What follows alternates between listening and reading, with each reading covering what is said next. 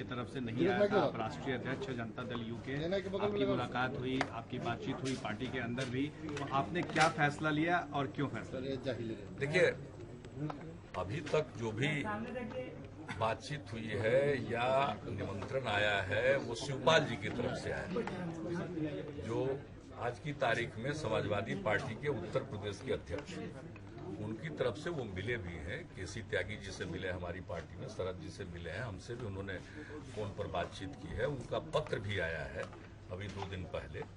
लेकिन मेरा जहां तक प्रश्न है, ये छठ का समय है और उस दिन खरना का दिन है। आप जानते हैं मेरे घर में भी छठ पर्व होता है, तो उसके चलते मेरे लिए तो उस दिन पटना से बाहर जा पाना संभव नहीं है। लेकिन बाकी जो सारे पहलू हैं, प्रश्न हैं, कल भी हम लोग बैठे थे और चर्चा हम लोगों ने की थी, श्री अजीत सिंह जी के साथ भी चर्चा हुई है। तो इन सब विषयों पर लोग निर्णय लेंगे। अभी तो आज समय है, इसके बारे में एक निर्णय लोग लेंगे, क्या करना है, जाना है या नहीं जाना है। लेकिन जहां तक हम लोगों का सवाल है, देखिए, हम तो एकता के पक्षधर रहे हैं और उसके लिए प्रयत्न भी हम लोगों ने किया। 6 पार्टी के विलय की प्रक्रिया बहुत आगे बढ़ चुकी थी और बहुत उम्मीद के साथ हम सब लोगों ने श्री मुलायम सिंह जी को अपना नेता घोषित करते हुए सोचा कि ये बात आगे बढ़ेगी, लेकिन वह बात आगे नहीं बढ़ पाई। लेकिन इसका मतलब यह नहीं है कि अगर वो बात आगे नहीं बढ़ पाई तो आगे कभी कोई बात होगी तो उसकी संभावना को हम खत्म मानते हैं, वो एक अपना पक्ष है। लेकिन जहां तक उत्तर प्रदेश का प्रश्न है, देखिए, उत्तर प्रदेश में जिस प्रकार से समाजवादी पार्टी के अंदर अंदरूनी विवाद चल रहा है, हम लोग उनके अंदरूनी विवाद में पड़ना नहीं चाहते और हम लोगों की शुभेच्छा है कि अंदरूनी विवाद या कोई भी मतभेद है वो समाप्त हो। हम लोगों की यही शुभेच्छा है। लेकिन जहां तक सवाल है अंदरूनी विवाद का, उस पर कोई टीका टिप्पणी हम लोग नहीं करते। क्या आप शुरुआत करेंगे? जेडीयू के रिप्रेजेंटेटिव को अभी विचार किया जाएगा, आपस में बातचीत करके लोग तय करेंगे। वहाँ महागठबंधन बनाने की बातचीत चल रही है। प्रशांत किशोर, देखिए, महागठबंधन तो उसको कहेंगे जब सपा और बसपा दोनों शामिल होते। तो अब बिहार का जो महागठबंधन है, इसमें जेडीयू और आरजेडी दोनों थे जो आमने सामने थे पहले, तो वो सब एक हो गया, तब ये महागठबंधन है। यूपी में तो जो भी होगा वो गठबंधन होगा, जो भी होगा संभावना हो तो गठबंधन है, क्योंकि सपा और बसपा के तो एक साथ मिलने की कोई गुंजाइश नहीं है आपके और इसलिए वो महागठबंधन वाले शब्द का प्रयोग हम समझते हैं कि एप्रोप्रिएट नहीं है उस कंटेक्स्ट में। तो आगे क्या हो सकता है, कभी भी किसी संभावना को ये नहीं किया जा सकता है कि यह संभावना है ही नहीं। संभावनाएं तो रहती हैं, लेकिन आज की तारीख में क्या होगा, कैसे होगा, इसके बारे में आपस में बातचीत करके ही कुछ आगे होगा। क्या आरएलडी से आपकी बात हो रही है चुनाव लड़ने के साथ में? कांग्रेस से भी क्या बात हो रही है? कांग्रेस की तरफ से प्रशांत किशोर मिलने गए हुए थे मुलायम सिंह यादव से, तो Congress, Samajwadi party, JDU, RLD के मिलने की कोई संभावना है? एक बात मैं बता दूं कि जहां तक आरएलडी का सवाल है, आपको मालूम है कि उनसे फरवरी में भी बातचीत हुई, मार्च में भी बातचीत हुई, लेकिन बात आगे नहीं बढ़ी। तो पुनः अभी पिछले महीने चर्चा हुई और उन्होंने बड़ौत में चौधरी साहब की प्रतिमा के अनावरण के कार्यक्रम में और उस अवसर पर आयोजित आरएलडी की रैली में हम लोगों को बुलाया, हम लोग गए थे। तो एक जिसको कहिए आपसी सहयोग का एक आपसी बातचीत हुई है, लेकिन अभी उसका कोई अंतिम स्वरूप नहीं तैयार हुआ। और इस तरह की बातचीत अन्य लोगों से भी हुई है, जैसे आरके चौधरी जी हैं जो BS4 है, तो इस तरह के संगठनों से, समूहों से भी होती रही है, लेकिन उसका अंतिम रूप नहीं। जहां तक कांग्रेस पार्टी की बात है, कांग्रेस पार्टी के साथ कोई बातचीत नहीं, हम लोगों की कोई बातचीत नहीं हुई है, ना कांग्रेस पार्टी की तरफ से कोई बातचीत हुई है, क्योंकि अगर कोई भी बातचीत होगी तो कांग्रेस पार्टी ही बातचीत करेगी ना। पहल तो उनको करनी होगी, क्योंकि सबसे पुरानी पार्टी है और बड़ी पार्टी है, तो उनको पहल करना कि अन्य पार्टियों के सहयोग की आवश्यकता है या नहीं। क्या आपको जहां तक आपने बताया कि कौन मुलायम सिंह जी से मिले या केसी त्यागी जी के घर पर वो शिवपाल जी से भी मिले, तो ये सब तो बातें अपनी जगह पर हैं। तो कांग्रेस पार्टी की तरफ से प्रत्यक्ष रूप से या अप्रत्यक्ष रूप से कोई चर्चा हम लोगों के साथ नहीं हुई। बाकी अन्य पार्टियों के साथ उनकी चर्चा हो रही होगी तो उसकी मुझे जानकारी आपको नहीं। लगता है कि मुलायम सिंह यादव को अखिलेश यादव को ही मुख्यमंत्री के रूप में प्रोजेक्ट करना चाहिए, जिसके चलते वो जो गठबंधन या सेकुलर वोट्स है उसका डिवीजन न हो? मेरे ख्याल से अभी तो समाजवादी पार्टी में मुख्यमंत्री तो अखिलेश जी ही हैं, और जहां तक उनके पिछली बैठक में भी ये बात आई है, लेकिन फिर भी आपसी कुछ मनमुटाव है जो दिखता है, जो प्रकट हो रहा है, या सार्वजनिक रूप से कुछ बातें कही जाती हैं। तो वो लगता है कि Mulayam Singh ji senior most leader हैं और देश के भी एक बहुत बड़े नेता हैं, देश के शीर्ष नेताओं में से एक हैं। तो उनको जो अपना अनुभव है, तो हम समझते हैं कि उसके आधार पर वो अपने दल के अंदर की समस्याओं का समाधान करने में जरूर कामयाब होंगे। मुझको इसका पूरा विश्वास है कि वो जरूर कर लेंगे। जेडीयू के राष्ट्रीय अध्यक्ष होने के नाते क्या आप पहल करेंगे कि सभी पार्टियां जो बीजेपी के खिलाफ हैं एक साथ एक मंच पर आए? जेडीयू की तरफ से यह पहल तो हमेशा होती है और इस प्रकार की पहल हम लोग करते रहे, लेकिन वो लार्जर कंटेक्स्ट, वो देश के कंटेक्स्ट में। इसलिए जेडीयू ऐसी तमाम पार्टियों के संपर्क में रहती है, लेकिन यूपी में तो एक सामने चुनाव है और एक कह सकते हैं एक राज्य विशेष की परिस्थिति। तो हम लोगों ने भी यूपी में काफी इधर कार्यक्रम किए हैं और बहुत जगहों पर समर्थन मिला है।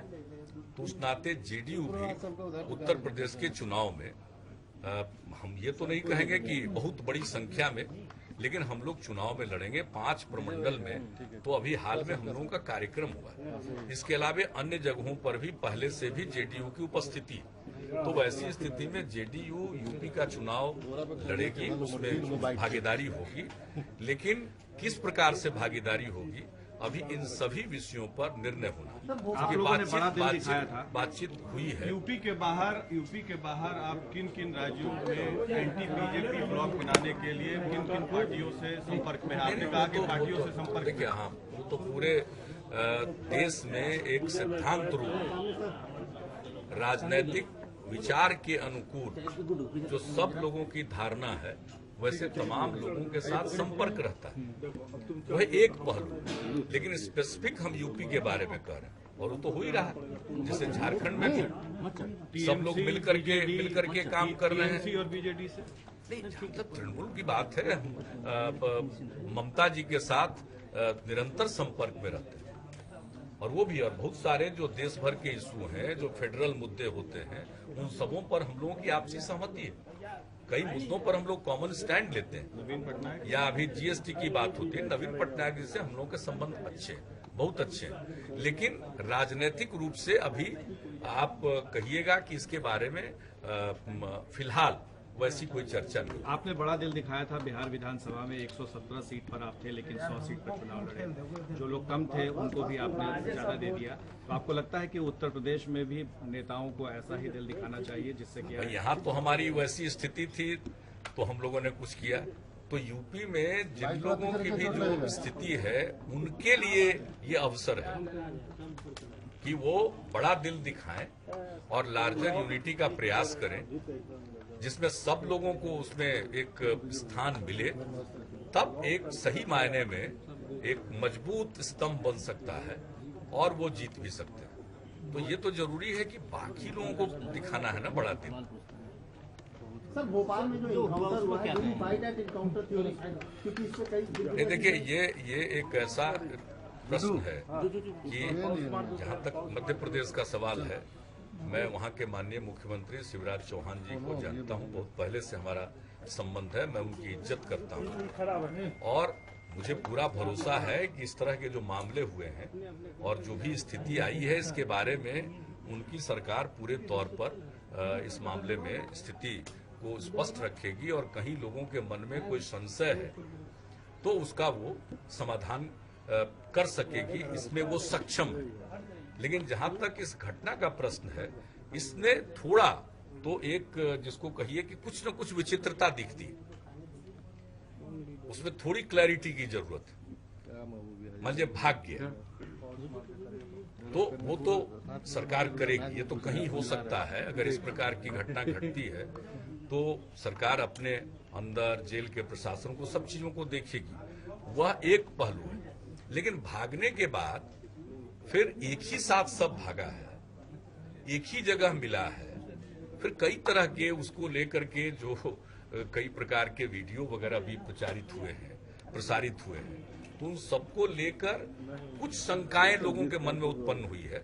तो मैं समझता हूं कि इसको एक कन्फ्रंटेशन का विषय नहीं बनाकर, मैं समझता हूं कि इसकी एक निष्पक्ष जांच करके वहां की सरकार को ही सारे पहलू की जांच कर लेनी चाहिए। इसको कोई प्रतिष्ठा का प्रश्न नहीं बनाना चाहिए, बल्कि सारे पहलू की स्वयं जांच करनी चाहिए और इंडिपेंडेंट एजेंसी से जांच कर लेना चाहिए। सेंट्रल एजेंसी की बात लोग कर रहे हैं, तो भाई सेंट्रल गवर्नमेंट तो भी उसी पार्टी की है।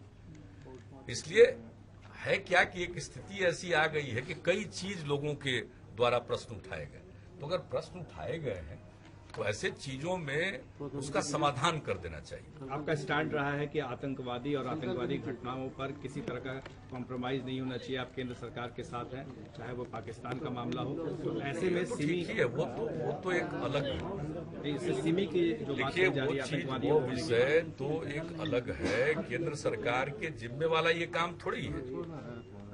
ये फिलहाल तो कहीं किसी एक राज्य में घटना घटी। तो अगर जैसे मान लीजिए बिहार में 2 ब्लास्ट की घटना हुई, तो उसमें कहां सब लोग एकजुट रहे। हम लोग तो बिल्कुल उसके खिलाफ कार्रवाई की और बहुत कम समय में गिरफ्तारी भी हुई और पूरे चीजों का उद्भेदन हो गया। लेकिन तब भी तो विरोध कितना जबरदस्त रूप से लोग बोलते रहे। तो वह एक अलग पहलू है कि कहीं किसी राज्य में कोई घटना घटती है तो वह एक भिन्न विषय है। लेकिन जहां तक सवाल है देश की रक्षा का, तो उस मामले में हम लोग पूरे तौर पर केंद्र की सरकार के साथ हैं। सेना कोई कदम उठाती है, हम लोग उसके साथ हैं। हम सेना के बहादुरी की प्रशंसा करते हैं, उस पर हम लोगों को नाज है। और ये केंद्र सरकार का दायित्व है कि आज जो सीमा पर जो स्थिति है उसका वो सक्षम तरीके से और मजबूत तरीके से उसको डील करें। और मुझे पूरा भरोसा है कि केंद्र सरकार इस काम को करेगी। जेल के बॉर्डर की जो हत्या हुई है उस पर भी आप कुछ कहना नहीं, चाहेंगे? इस पर की तो देखिए, एक राज्य के अंदर एक जेल पर तो वहां की सरकार तो कर ही रही है। अब जेल से एस्केप करने की घटना हुई, कोई एक वार्डर को मार करके, तो ये एक घटना है। यह कोई ऐसी घटना नहीं है जिस पर बहुत प्रतिक्रिया दी जाए। एक ऐसी घटना है तो राज्य सरकार ने खुद ही संज्ञान में लिया है, उसके ऊपर कार्रवाई कर रहे हैं, जांच कर रहे हैं, सब कुछ कर रहे हैं। लेकिन जो पहलू है वो जो एनकाउंटर वाला पहलू है, उसमें कई प्रश्न आए, तो उन प्रश्नों का वहां की सरकार को समाधान कर देना